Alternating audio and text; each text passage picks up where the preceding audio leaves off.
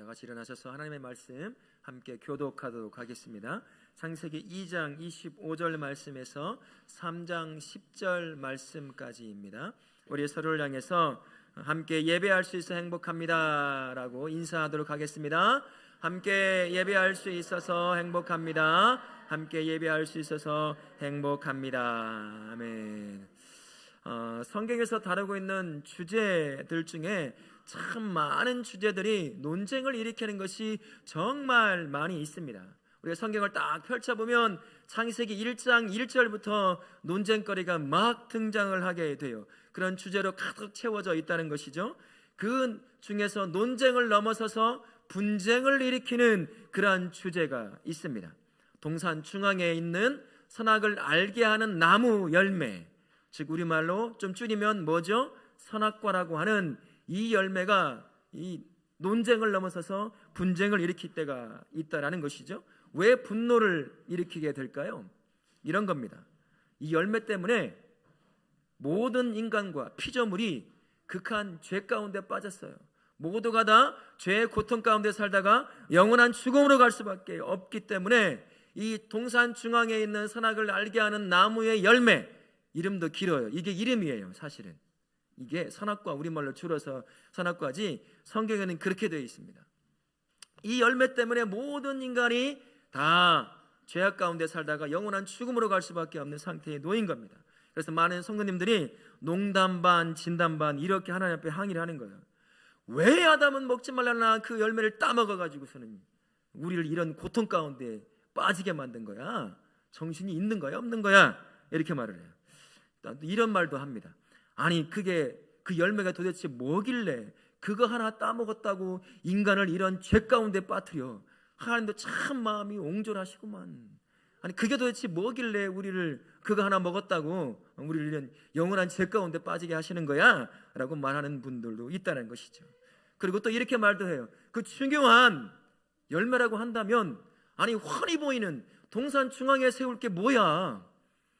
안 보이는 곳, 보인다고 해도 절대로 가서 따먹을 수 없는 곳에 딱 세워놓으면 아담 따먹지 않았을 거 아니겠느냐.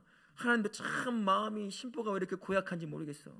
왜 보이는 곳에 나가지고 이런 사단을 내냐고 이렇게 얘기하시는 분들도 있죠. 마치 하나님이 실수하기를 기다리는 듯이 딱 먹자마자 죄가 아담부터 그의 후손까지 전부 다 덮쳐버리는 그러한 일이 발생했어요. 하나님께서 마치 실수하기를 기다리시는 것 아니었어? 뭐 이렇게 얘기하는 믿는 분들도 있다라는 것이죠. 마치 하나님께서 사람들을 괴롭게 하기라도 하려고 하는 의도를 갖고 있는 분처럼 그런 우리가 항변을 하고 분노를 하게 된다는 것입니다. 하지만 하나님께서 창조하실 때마다 하시는 감탄사가 있어요. 뭐였습니까? 좋았더라. 심히 좋았더라. 그 말을 다시 표현하면 어떤 말이었습니까? 행복했다는 표현이었거든요. 심히 행복했다라고 하는 감탄사였습니다. 이 감탄사에 그 어디에도 하나님께서 가지고 계신 악한 의도를 표현한 것이 없다라는 것입니다. 전부 다 그 안에는 하나님의 진심 어린 마음의 감탄사에 녹아져 있다라는 것입니다. 우리 하나님은 선하신 분인 줄 믿습니다. 자신의 피조물을 향해서 언제나 선한 마음을 가지고 다가오시는 분, 그분이 우리 하나님 되십니다. 역대상 16장 34절의 말씀에 이렇게 되어 있어요. 같이 한번 읽겠습니다. 여호와께 감사하라. 그는 선하시며 아미로다. 우리 하나님 어떤 분이시라고요? 선하시고 그의 인자하심이 영원하시다라고 하시는 분이십니다. 우리 하나님의 마음이 이게 본심이에요. 자신의 백성들, 자신의 형상을 가지고 만드는 자신의 사람들을 향해서 가지고 계신 마음은 언제나 선하신 마음이에요. 언제나 자비와 은혜를 베풀고자 하시는 그런 마음을 갖고 계시는 분이다라는 것입니다. 그렇다면 왜 동산 중앙에 선악을 알게 하는 나무의 열매를 거기에다가 심어 놓으셨을까요? 인간의 행복을 위한 어떤 범주로 우리에게 주신 거예요. 이건 넘지 않으면 넘으면 안 된다. 경계선으로 우리에게 주신 것이 바로 이 동산 중앙에 있는 선악을 알게 하는 나무라고 할 수 있습니다. 아름다운 세상을 창조하신 하나님이 가지고 계신 한 가지 의도가 있었습니다. 한 가지 그 의도는 무엇이냐? 자신이 창조한 가장 아름다운 에덴이라고 한 동산에서 그의 형상을 쫓아 만들어진 모든 인간이 아담을 실작으로 그의 모든 후손이 다 그곳에서 가장 행복한 삶을 살고 누리도록 하는 것, 그게 바로 하나님의 첫 번째 가장 큰 의도였다라는 것입니다. 자신의 형상으로 만들어진 가장 존귀한 존재인 사람이 자신의 최고의 작품 중에 하나인 그 에덴 안에서 영원히 마르지 않는 행복을 끊임없이 누리며 살게 하시는 것, 그게 바로 하나님이 가지고 계신 저와 우리를 향한, 죄가 있기 전에는 아담을 향하겠죠. 아담과 그의 후손들을 향한 하나님의 본심이었다라는 것입니다. 하나님은 에덴에서 이 영원한 행복을 누릴 수 있도록 피조물의 한계를 알려주는 그 나무를 동산 중앙에 딱 심겨 놓으신 거예요. 마치 이것과 같습니다. 식물에게 있어서 행복의 범주는 어딜까요? 공중에 떠다니는 거죠. 식물이 어딜까요? 흙이에요. 땅입니다. 식물이 가장 행복한 것은 땅에 뿌리를 두고 있을 때 가장 행복한 거예요. 하늘을 나는 새들에게 행복의 범주는 어딜까요? 하늘입니다. 훨훨 날아다녀야 돼요. 작은 새장에 갇혀 있는 것, 그 새 가장 불행한 새라고 할 수 있습니다. 그러면 물고기의 행복의 범주는 어딜까요? 물입니다. 바다입니다. 수도관에 갇혀 있는 것, 불행한 인생이 되는 것이죠. 그러면 사람의 행복의 범주는 어디겠어요? 하나님의 품 안입니다. 하나님께서 만드신 가장 아름답고 최고의 작품인 그 창조 세계에 있는 것, 그게 바로 사람이 누릴 수 있는 가장 귀하고 귀하고 가장 좋은 행복의 범주다라고 할 수 있는 것입니다. 그것을 동산 중앙에 선악을 알게 하는 나무를 통해서 깨닫게 하시는 것입니다. 이 열매를 바라볼 때마다 아담은 무슨 생각을 했을까요? 그 동산 중앙에 있는 나무를 바라볼 때마다 아담의 마음에는 전능하신 창조주 하나님이 기억났을 거예요. 그리고 자신은 피조물임을 기억해냈을 것입니다. 전능하신 하나님, 그리고 나는 피조물, 그분 안에 있을 때 내가 누릴 수 있는 가장 큰 행복을 누릴 수 있다라는 것을 동산 중앙에 있는 선악을 알게 하는 나무를 바라볼 때마다 느꼈던 사람, 그 사람이 바로 아담입니다. 그리고 그의 후손이라고 할 수 있는 거죠. 이런 의미에서 동산 중앙에 있는 선악을 알게 하는 나무는 우리를 괴롭게 하고 우리로 하여금 시험에 빠지고 죄 가운데 넘어뜨리려고 하는 그러한 의도로 심어 놓은 것이 아니다는 것을 알 수 있습니다. 이 선악과라고 하는 것은요, 가장 행복한 곳인 하나님 자신의 품임을 깨닫게 하는 하나님의 마음이 녹아져 있는 나무라고 할 수 있습니다. 사람은 하나님의 품 안에 있을 때 가장 큰 행복을 누리며 살 수 있는 것, 그것이 동산 중앙에 세워져 있는 선악과를 바라보면서 보이지 않는 경계가 있다는 것을 아는 거예요. 범주가 있다는 것을 그 선악과를 바라보면서 알게 되게 되는 것입니다. 그 가운데 나는 피조물이요, 전능하신 하나님, 나를 만드신 하나님이라는 걸 깨닫게 되는 거예요. 그리고 피조물인 내가 어디에서 가장 큰 행복을 누릴 수 있을까? 바로 하나님 품 안에서 내가 가장 큰 행복을 누릴 수 있다는 것을 매 순간 동산 중앙에 있는 선악을 알게 하는 나무를 바라보면서 아담의 마음의 영혼에서 끊임없이 느끼고 깨닫도록 그 동산 중앙에 선악을 알게 하는 나무를 심어 놓은 것입니다. 다른 한편으로 동산 중앙에 선악을 알게 하는 나무를 심어 놓았다는 것은 피조물이 범주를 넘어가 타락하지 않게 하기 위한 하나님의 마음이 심겨져 있는 것과 같은 것입니다. 동산 중앙에 있는 열매를 먹지 말라는 명령을 어기고 아담이 불순종해서 그것을 먹게 되잖아요. 그 의미가 어떤 의미일까요? 아담이 자신 스스로 하나님이 되고자 했다는 의도가 가지고 있는 것입니다. 하나님의 자리에서 하나님을 밀어내고 자기가 그 자리에 올라가고 싶었던 거예요. 그래서 동산 중앙에 있는 선악을 알게 하는 나무의 열매를 따 먹은 것입니다. 자신이 하나님이 되보려고 했다라는 것입니다. 문제는요, 그것을 따먹자 아담이 하나님이 되었습니까? 아니에요. 자신이 한 번도 경험해보지 못한 죄가 주는 죽음의 고통 가운데 그 다음부터 빠지기 시작한 것입니다. 자기 스스로 그것을 먹기 시작하면서 하나님처럼 높아지겠지라고 생각을 했지만 전혀 그런 일이 발생하지 않은 거예요. 한 번도 경험해보지 못한 죽음의 공포 가운데 놓이게 된 것, 그게 바로 아담의 인생이 되어버리고 말았습니다. 아담의 삶이 이 경계를, 이 범주를 딱 넘어서자 의인의 삶에서 죄인의 삶으로 타락해버리고 만 겁니다. 복을 누리는 자에서 저주를 경험할 수밖에 없는 그러한 존재로 타락해버리고 만 거예요. 천국을 누리던 자가 이제는 지옥을 누리며 지옥을 경험하는 그런 사람으로 타락해버리고 만 것입니다. 행복을 누리며 살던 사람이 불행을 경험하고 불행을 퍼뜨리는 저주받은 인생으로 타락해버리고 만 것입니다. 그 열매가 그의 아들들을 통해서 맺게 되는 거죠. 그의 아들 가인이 그의 동생 누구를 죽였습니까? 아벨을 돌로 쳐서 잔인하게 죽이는 그런 열매를 맺게 되는 거죠. 넘지 말아야 할 범주, 그것을 넘어서자 하나님이 되는 것이 아니라 극한 죄 가운데 빠져버린 사람, 그게 바로 아담이었습니다. 아담에게만 그러한 것이 있었을까요?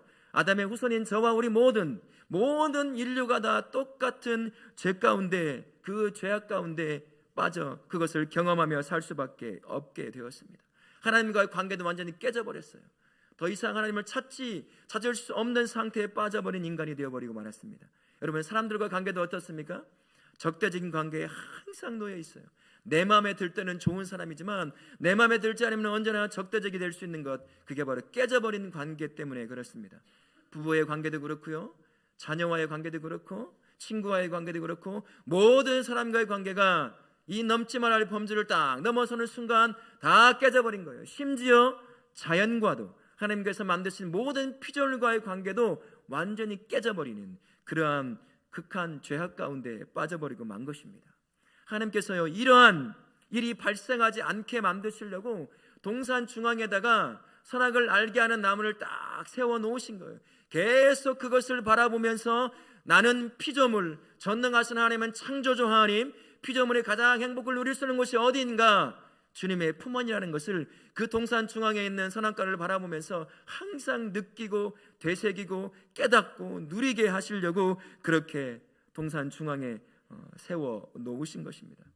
그런데 아담은 이 하나님의 마음을 잊어버리고선 자신이 하나님이 되려고 그것을 먹게 된 거예요. 그러나 하나님이 되기는커녕 가장 큰 행복을 누리기는커녕 어떻게 됐습니까? 가장 큰 불행을 누리는 죄 가운데 빠져버린 인간, 그게 바로 아담이었고 지금 우리라고 할 수 있는 겁니다. 이런 비극적인 상황에 빠지지 않도록 하나님께서 동산 중앙에 선악과를 딱 놓으면서 계속해서 보게 하신 거예요. 왜 동산 중앙에 놓았겠어요? 언제든 바라볼 수 있게 하나님께서 세워놓으신 것입니다. 마치 이스라엘 백성들이 자신의 잘못으로 인해서 누군가를 죽였을 때 도망쳐 살 수 있는 유일한 길이 도피성이었던 것처럼 어디를 봐도 동산 중앙에 있는 선악을 알게 하는 나무를 바라볼 수 있게 만드시려고, 그래서 매 순간 볼 때마다 자신은 피조물이고 전능하신 하나님은 창조주이기에 그분 안에 있을 때 피조물이 누릴 수 있는 가장 큰 행복을 누릴 수 있다는 것을 항상 깨닫고 누리고 인정하게 만드시려고 동산 중앙에 선악을 알게 하는 나무를 심어 놓으신 거예요. 결코 우리를 괴롭게 하려고, 시험 들게 하려고, 넘어지게 하려고, 죄 가운데 빠지게 하려고 그렇게 놓으신 것이 아니라라는 것입니다. 그러니까 선악과를 이렇게 잘 정리해 볼 수 있어야 한다는 것입니다. 다시 한번 선악과를 정리하면 이렇습니다. 첫 번째는요, 하나님을 보여주는 계시로 우리에게 주셨다라는 것입니다. 동산 중앙에 있는 나무를 바라볼 때마다 아담의 마음과 아담의 심정에는 무엇이 떠올랐을까요? 전능하신 하나님, 그분이 모든 피조물의 주인이라는 사실을 항상 떠올렸을 것입니다. 그리고 그분을 기억할 때마다 전능하신 그분 앞에 내가 있을 때 가장 큰 행복을 누리는 존재구나 라는 것을 또 기억하고 누리며 살 수 있었을 것입니다. 그래서 이 선악과는 하나님을 보여주는 계시다라고 이렇게 말할 수 있습니다. 두 번째는 선악과는 하나님의 사랑을 보여주는 계시이기도 하다라는 것입니다. 선악과는 일종의 안전 표지판과 같은 거예요. 경고 문구와도 같은 것입니다. 야, 여기 넘어가면 안 된다. 여기 넘어가면 낭떠러지로 떨어져서 영원한 죽음으로 갈 수밖에 없어. 그러니 여기를 절대 넘어가면 안 돼 라고 보여주는 안전 표지판, 경고문과 같은 것이라는 겁니다. 사람은 자유의지를 주셨어요. 우리에게 다 자유의지를 주셨습니다. 죄가 있기 전에도 우리에게 자유의지가 있었는데 그 자유의지를 통해서 무엇이든 선택할 수 있었습니다. 심지어 하나님의 말씀을 불순종하는 것도 우리가 선택할 수 있었어요. 그 증거가 바로 아담이 하나님의 말씀을 어기고 불순종한 것이 바로 그러한 증거라 할 수 있는 것입니다. 그래서 인간이 자기 마음대로 무언가 악한 것을 선택해서 파멸의 길로 죄 가운데 빠지지 않게 하시려고 동산 중앙에 선악을 알게 하는 나무를 딱 심겨놓고 매 순간 그것을 바라보게 하시는 거예요. 그래서 너는 피조물, 나는 전능한 하나님, 네가 가장 큰 행복을 누리는 것은 내 품 안에 있을 때 누릴 수 있는 것이다 라는 것을 끊임없이 상기하고 기억하고 살아갈 수 있도록 그렇게 만들어 놓은 것입니다. 그래서 동산 중앙에 있는 선악을 알게 하는 나무는 하나님의 사랑의 표현, 우리를 향한 하나님의 사랑의 표현이다 라고 할 수 있는 겁니다. 결국 선악과는 이렇게도 얘기할 수 있습니다. 자신의 사랑하는 자녀들을 위한 행복의 울타리다 라고도 그렇게 말할 수 있어요. 피조물인 사람이 선과 악을 구별하려 한다는 것은 짊어질 수 없는 무게의 짐을 짊어지는 것과 같은 것입니다. 그 짐을 짊어지면 사람은 압사당하게 되어 있어요. 선과 악을 구별하려고 한다면 사람은 완벽해야 합니다. 완벽하게 선을 구별할 수 있어야 되고 그 선을 행할 수 있는 완벽한 능력과 지혜도 가지고 있어야 됩니다. 하지만 사람은 그러한 능력이 없어요. 사람은 근본적으로 피조된 존재이기 때문에 피조된 존재가 가지고 있는 근본적 한계를 항상 가지고 있는 사람입니다. 어떤 것을 가지고 있죠? 시간 안에 거해야 합니다. 공간 안에 살아갈 수밖에 없는 존재예요. 이게 죄가 있건 죄가 없건 상관없이 모든 피조물에게 주어져 있는 근본적 한계라고 할 수 있습니다. 근본적 한계를 가지고 있는 인간이 선을 만들어내고 선의 기준을 제시하고 선을 행할 수 있는 그러한 능력을 가질 수 없다라는 것입니다. 그런데 아담은 마치 자기가 하나님이 되어서 자기가 선을 선택하고 만들어내고 기준을 제시하고 그 선을 행할 수 있는 것처럼 그렇게 그 범주를 넘어섬으로 말미암아 스스로 신이 되려고 했다는 거예요. 그러나 그 선과 악을 구별할 수 있는 능력을 가진 것이 아니라 영원한 죄 가운데 빠져버릴 수밖에 없는 그러한 존재로 빠지게 된 것입니다. 선과 악을 판단하려고 한다면 도덕적이고 윤리적으로 완벽해야 합니다.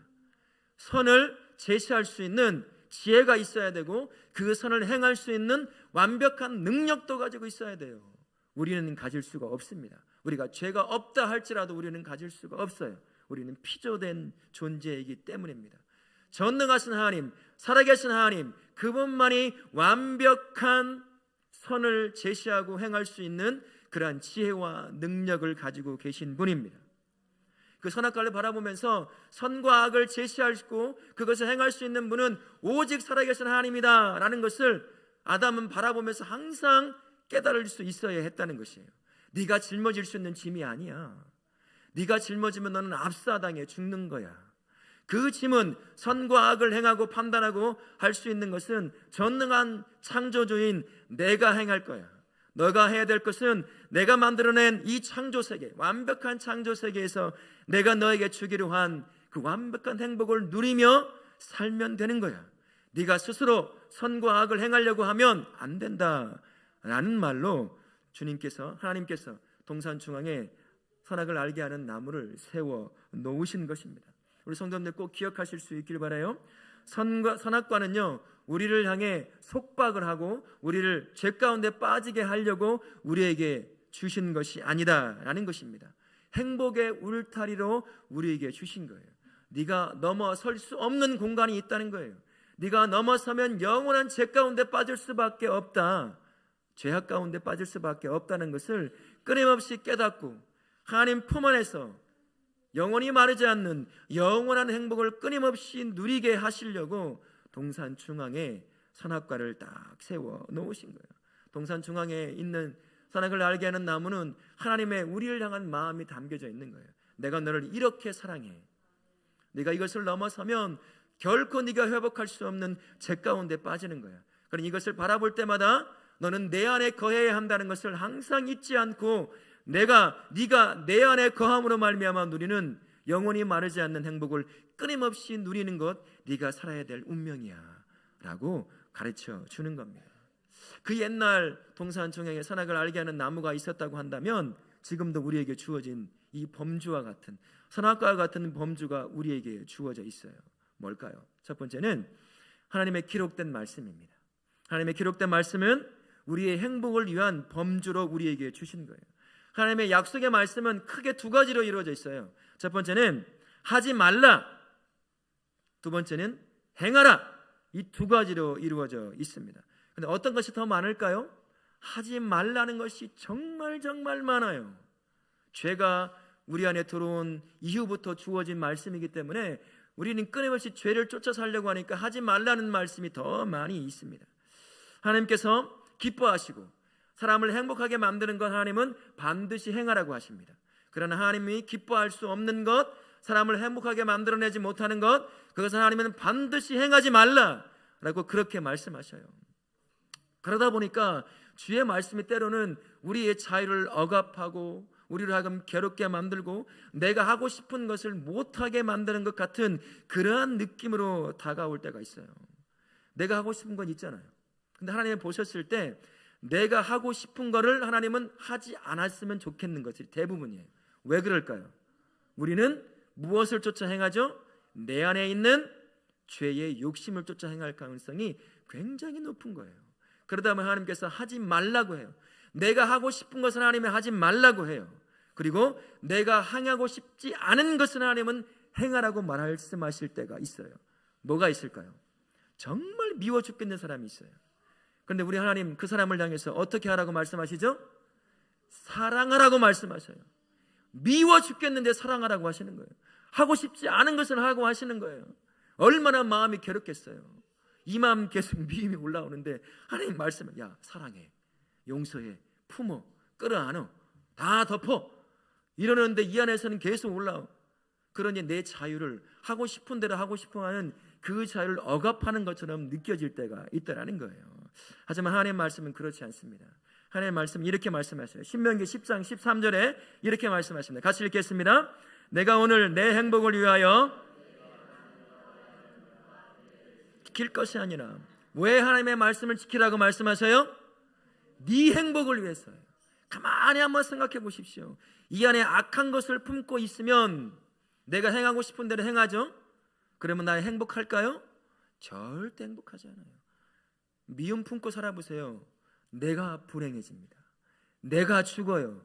내가 말라 죽는 것입니다.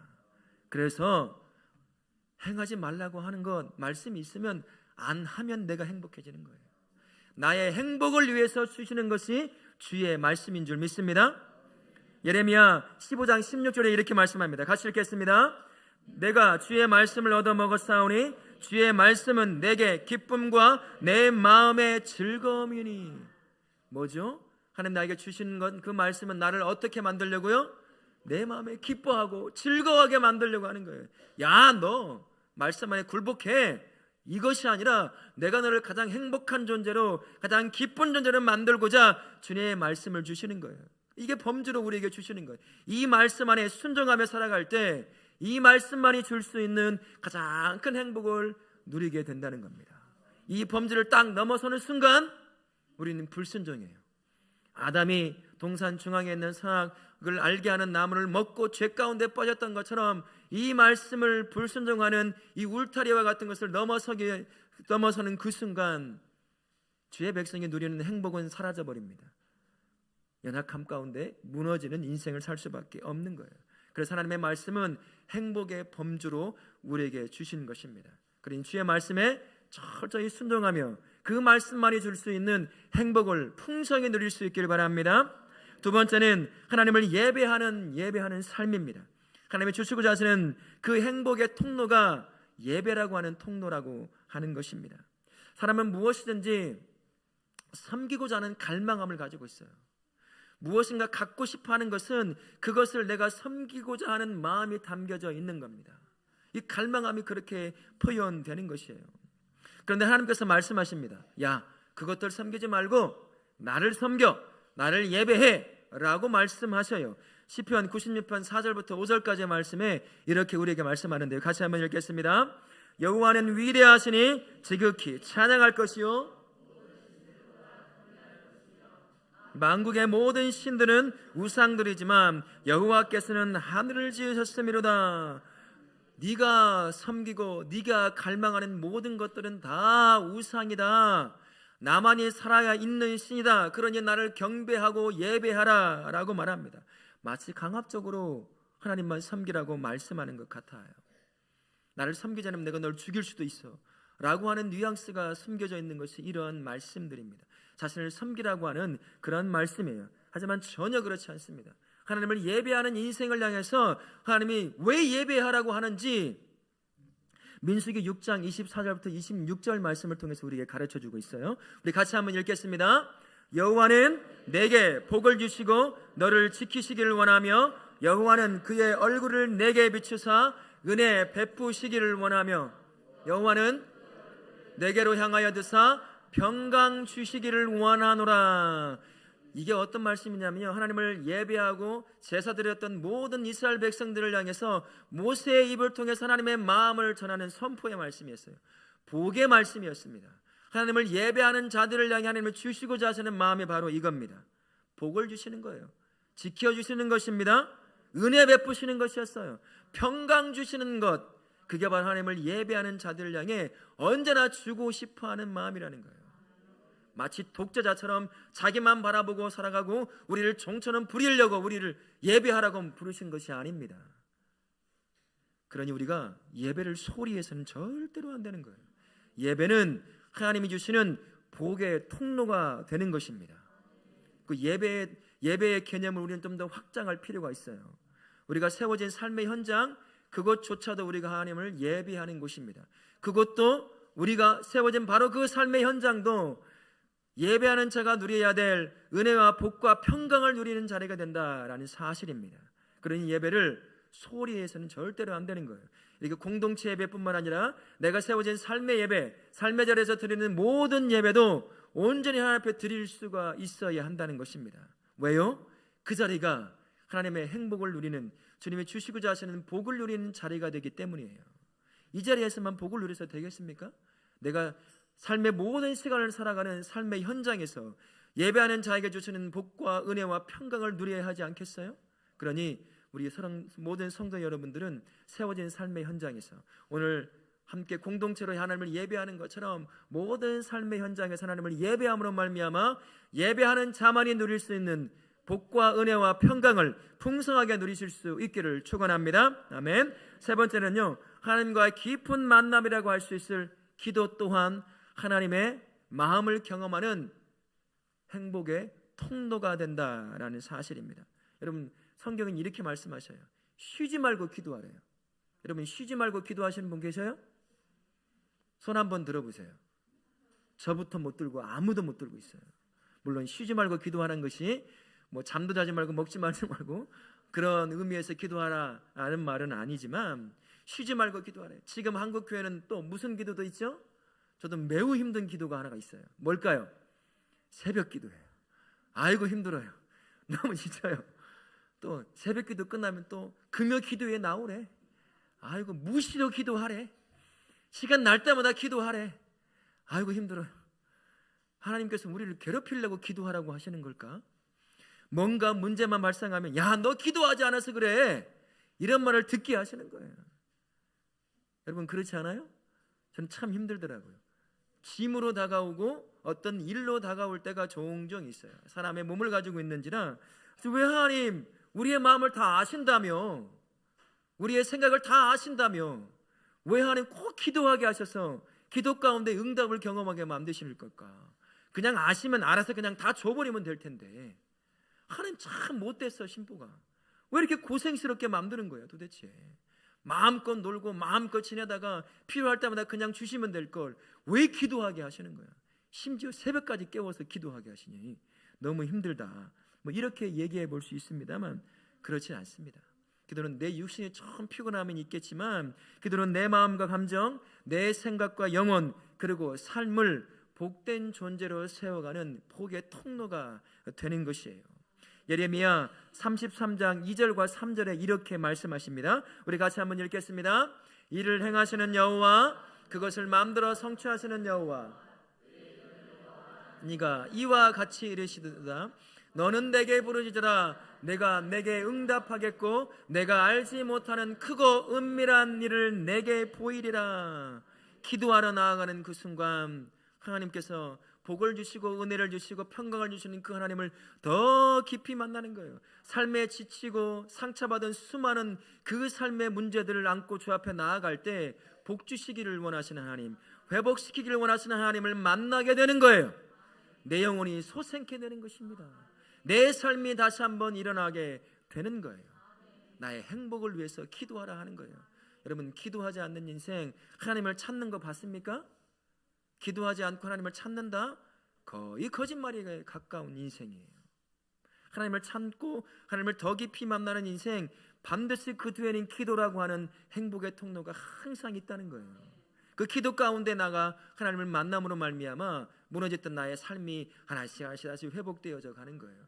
하나님이 나를 얼마나 사랑하는지, 나에게 내가 상상도 할 수 없는 크고 은밀한 것들도 보여주시기를 원하시는 그 하나님을 기도 가운데 만나게 되는 것입니다. 잠언 8장 17절에도 이렇게 말씀하십니다. 같이 읽겠습니다. 나를 사랑하는 자들이 나의 사랑을 입으며 나를 간절히 찾는 자가 나를 만날 것이니라. 하나님께서 사랑을 주시고자 하는 그 사랑을 듬뿍 가지고 있는데 기도하러 나오지 않는 거예요. 어찌 주시겠습니까? 그 듬뿍 담겨져 있는 그 사랑을 경험하고 누릴 수 있으려고 한다면 기도의 자리를 빼놓지 않고 나아가야 한다는 것이에요. 눈을 감고 기도할 수 있습니다. 기도의 자리, 이 교회에 나와서 기도할 수도 있어요. 하지만 삶의 모든 자리가 기도의 자리가 될 수 있습니다. 눈 뜨고 기도할 수 있고, 차 타고 가다가도 기도할 수 있고, 물론 차 타고 가다가 운전하면서 딴 생각을 해서는 안 돼요. 그럼 무슨 일이 발생하죠? 사고가 나요. 기도하다가 사고 나면 안 되죠. 하나님께 그냥 말로 하는 거예요. 눈을 뜨고 기도하든 밥을 먹으면서 기도하든, 어느 때가 하나님 앞에 기도하려면 나아갈 때 나를 향해 가지고 계신 그 한없는 사랑을 그때마다 잃어버렸던 사랑을 또 경험하고 그러면서 내 심령과 삶에 채워가기 시작하는 것입니다. 그래서 하나님께서 기도하라고 말씀하시는 거예요. 너 이 녀석 한번 고생 좀 해봐라. 금식 기도도 해서 고생 좀 해보고, 새벽 기도해서 잠도 좀 덜 자보고, 금요 기도해서 놀지도 못하는 그 시간도 뺏겨보고 한번 고생 좀 해봐라. 그렇게 해서 우리에게 기도하라고 말씀하시는 것이 아니에요. 우리에게 행복의 범주로, 행복의 통로로, 그 기도 가운데 기도하는 자만이 누릴 수 있는 놀라운 하나님의 행복을 누리게 하시라고 우리로 하여금 기도하게 하시는 줄 믿습니다. 이 하나님의 말씀과 이 하나님을 향한 예배와 하나님과 함께 깊은 만남을 갖는 이 기도에, 이 모든 것들은 우리가 행복을 누리도록 마치 동산 중앙에 세워져 있던 선악을 알게 하는 그 나무처럼 우리에게 범주로 주신 거예요. 이걸 무너뜨리진 그 삶을 살지 않는 이상 그 안에서 누릴 수 있는, 세상에 주지 못하는, 오직 하나님만이 주실 수 있는 가장 크고 놀라운 행복을 누릴 수 있는 줄 믿습니다. 이것을 무너뜨리는 그 삶, 절대로 주님께서 주시고자 하시는, 아버지 하나님이 주시고자 하시는 행복을 누릴 수 없습니다. 하나님을 예배하는 예배자의 그 삶이 무너지고, 하나님의 말씀을 순종치 않는 인생, 기도하지 않는 인생, 그 인생이 어찌 하나님이 주시는 행복을 누릴 수 있겠습니까? 여전히 세상을 쫓아가 죄를 쫓아가는 삶밖에 살 수가 없는 거예요. 그렇게 살려고 우리를 부르신 것이 아닙니다. 하나님은 품 안에서만 누릴 수 있는 가장 큰 행복을 누리게 하시려고 범주처럼 말씀을 주시고 예배를 주시고 기도를 우리에게 주신 것입니다. 그럼 여러분 삶 가운데 무너진 것이 무엇이 있어요? 예배가 무너졌습니까? 말씀이 무너졌나요? 기도가 무너졌습니까? 그것을 다시 회복해내야 하는 것이에요. 그것이 무너진 것이 곧 행복의 울타리를 넘어선 것 같은 것입니다. 우리 사랑하는 모든 다어렵게 성도님들은 이 행복의 울타리 안에, 이 범주 안에 항상 거하면서, 말씀의 안에, 예배 안에, 기도 안에 거하면서 그 안에서만 누릴 수 있는 하나님의 놀라운 행복을 매일같이 누리고 고백하고 나눌 수 있는 그런 복된 인생 되시기를 바랍니다. 아멘. 예수님 안에 사랑하는 성도님, 하나님의 마음은 언제나 한결같습니다. 우리가 방금 읽었던 것처럼 신명기 10장 13절에서 이렇게 말씀하셔요. 내가 오늘 너의 행복을 위하여 우리에게 말씀을 주셨어요. 우리에게 예배하게 하십니다. 우리로 하여금 기도하게 하시는 거예요. 왜요? 그것을 통해서 하나님이 주시는 행복을 매일같이 누리게 하시려고 한 것이에요. 세상에 가서 수많은 것을 얻어보십시오. 하나님이 주시는 그 행복을 얻어 누릴 수 있던가요? 오늘 누리는 것 같지만 내일이면 다 사라지는 것이 세상이 주는 행복이요 만족입니다. 오직 하나님이 주시는 행복만 누릴 때 영원히 마르지 않는 행복으로 우리에게 다가오게 되는 거예요. 그 범주를 무엇이 주었느냐? 말씀이, 그리고 예배가, 그리고 기도라고 하는 그 통로를 통해서 우리가 그 행복을 누리게 하시는 것입니다. 그러니 안전 표지판처럼 주신 하나님의 말씀과 예배와 이 기도가 내 삶에 어떻게 넘어서 있는지, 무너져 버렸는지 하나씩 찾아서 다시 회복시킬 수 있어야 할 것입니다. 여러분, 삶을 살면서 하나님이 주시는 행복을 얼마나 누리고 계세요? 그저 그렇게 그냥 마지못해 종교인의 습관처럼 이렇게 예배하고 있는 것은 아닙니까? 주의 말씀을 읽기보다 세상에 제시해주고 있는 그런 성공의 원리를 쫓아 삶을 살아가고 있는 것은 아닙니까? 하나님 앞에 기도로 깊이 나아가야 될 걸 삶의 문제를 묵상하며 그 고통 가운데 여전히 살아가고 있는 것은 아닙니까? 하나님께서 우리에게 행복의 범주로, 행복의 울타리로 말씀을 주셨습니다. 예배를 주셨어요. 그리고 기도를 주셨습니다. 그 안에서 하나님이 주시는 마르지 않는 행복을 언제나 누리며 사실 수 있기를 예수님의 이름으로 축원합니다. 아멘.